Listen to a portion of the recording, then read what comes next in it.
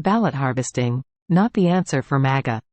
Joseph Arlinghouse, the president and founder of Valor America, and William Doyle, Ph.D., a research director at the Caesar Rodney Election Research Institute, have written an article arguing against the adoption of ballot harvesting by Republicans. The authors mention that some Republicans, frustrated with ballot harvesting, are advocating for their own ballot harvesting operations for the 2024 election.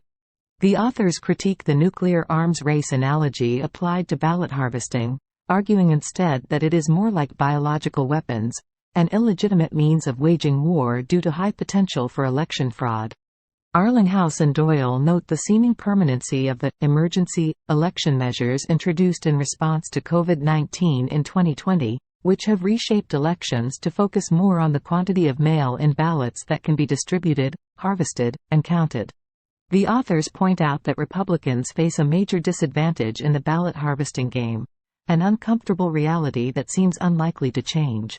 Arlinghouse and Doyle's research indicates that Democrats' ballot harvesting operations played a key role in President Joe Biden's 2020 victory and were largely responsible for Republicans' disappointing performance in the 2022 midterms.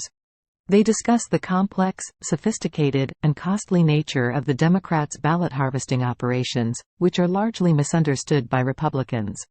The authors elaborate on the vast network of organizations supporting the Democrats' election operations and argue that there is no similar support structure in the Republican world.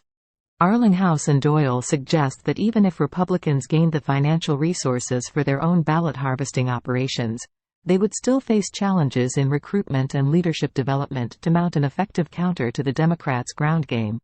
In conclusion, Arlinghouse and Doyle make a call for opposition to universal mail-in voting and disrupting Democrats' ballot harvesting through state legislatures and the courts.